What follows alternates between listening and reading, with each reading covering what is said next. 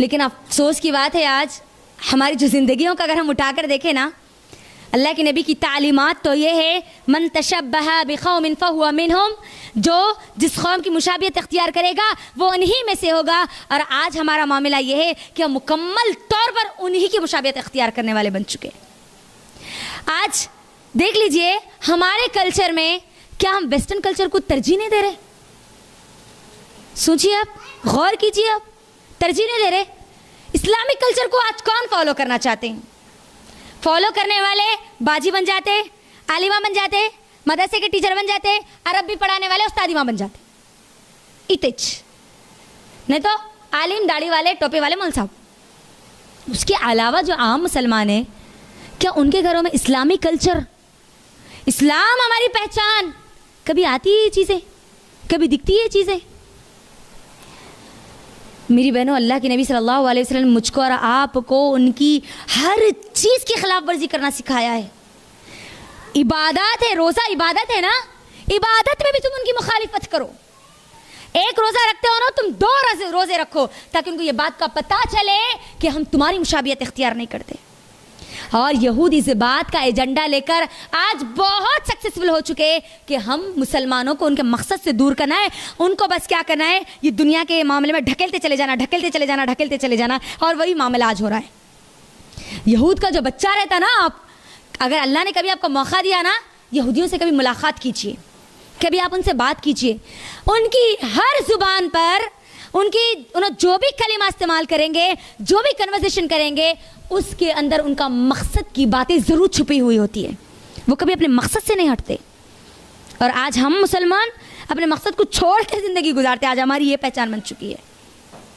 तो अल्लाह के लिए अपने हर मामले में ये देखो कि अगर मैं किसी कौम की मुशाबियत इख्तियार कर रही हूँ तो अल्लाह के नबी ने ये कह दिया कि मैं अब मुसलमानों के कौमों में से नहीं चुनी जाऊँगी, बल्कि मैं उसी कौम में से होंगी जिस कौम की मैंने मुशाबियत इख्तियार की।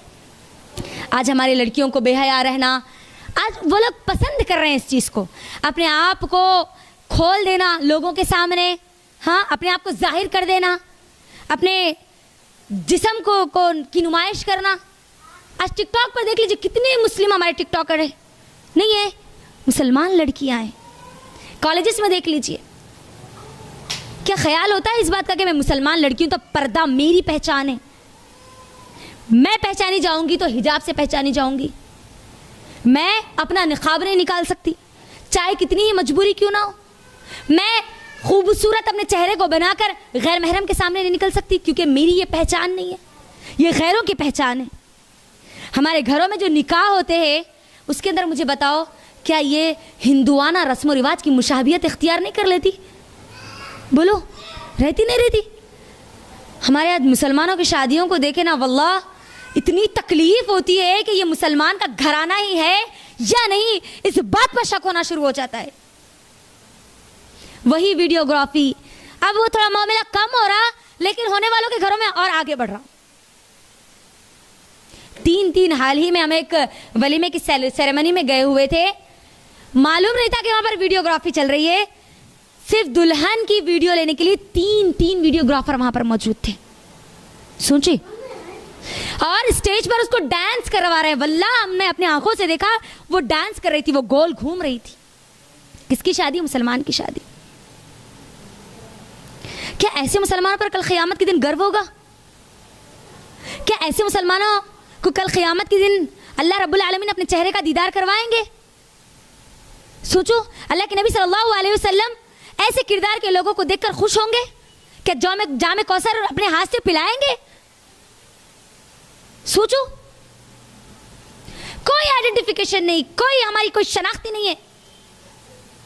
आप मुसलमान हैं, आपकी एक आइडेंटिफिकेशन है, आपकी एक पहचान है। अल्लाह के नबी सल्लल्लाहु अलैहि वसल्लम ने वही पहचान देने के लिए कहा कि तुम किसी की मुशाबियत इख्तियार मत करना।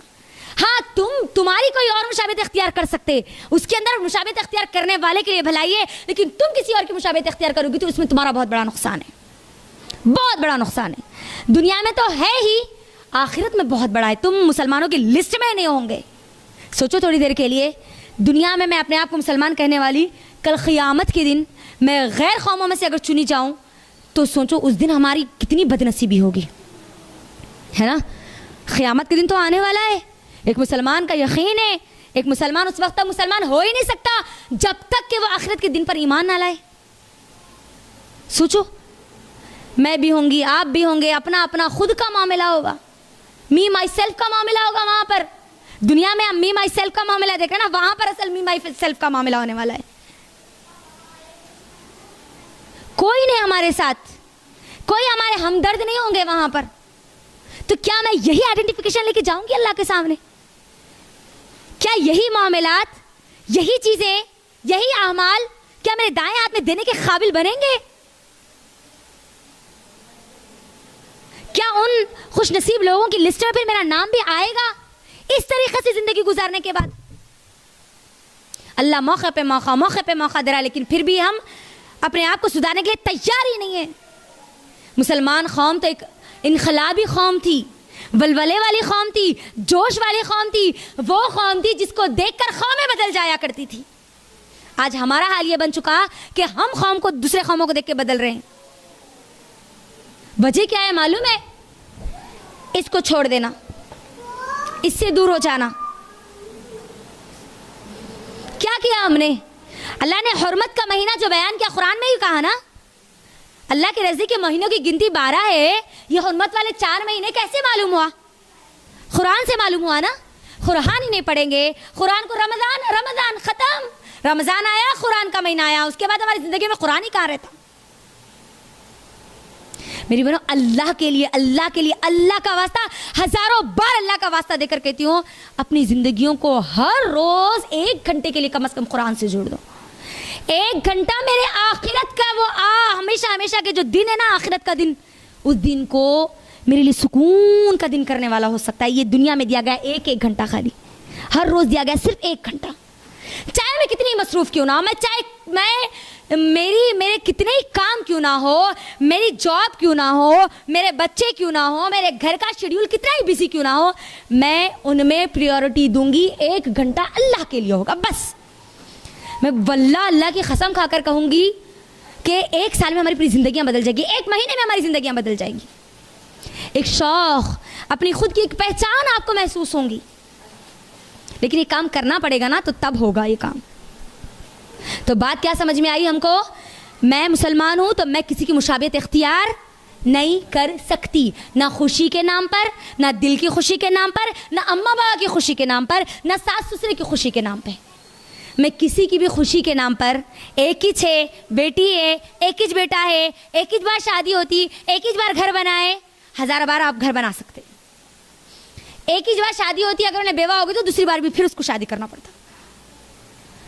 अल्लाह ताला जैसे चाहे, जिसको चाहे वैसे बना सकता है।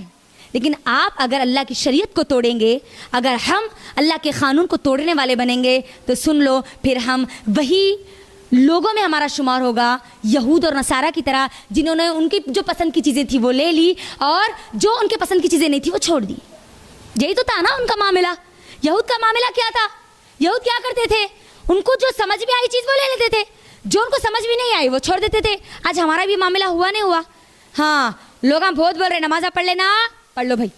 रमज़ान आया, कुरान पढ़ लेना, पढ़ लो, ख़त्म।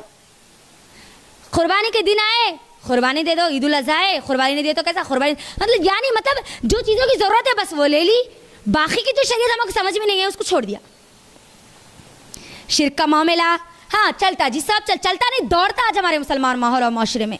बिदात तो पूछो ही ना कोई। इलेक्ट्रॉनिक हमारी जो इलेक्ट्रिसिटी जैसा पास होती ना, वैसे आज हमारे घरों में बिदात फैल रही है। आज वो सीरियल में ये चल रहा तो अपन ये करेंगे, सबसे हटके करेंगे, हर इवेंट हमारा सबसे हटके होगा। चल रहा नहीं चल रहा? मुझे बोलो, ये ट्रेंड चल रहा नहीं चल रहा हमारा? कपड़ों के नाम पर नए कपड़े आप पहनिए, अल्लाह ने आपको उसकी वो नेमत दी है, लेकिन अपने आप को बेहया मत करिए। कपड़े और शॉर्ट होते जा रहे, और शॉर्ट होते जा रहे, और शॉर्ट होते जा रहे। यहाँ तक कि हमारे मुसलमानों की जो शादियां है ना, उसमें हमारे नौजवान लड़कियों के पेट और पीठ नजर आ रहे हैं। अब ये हाल हो गया आज हमारा।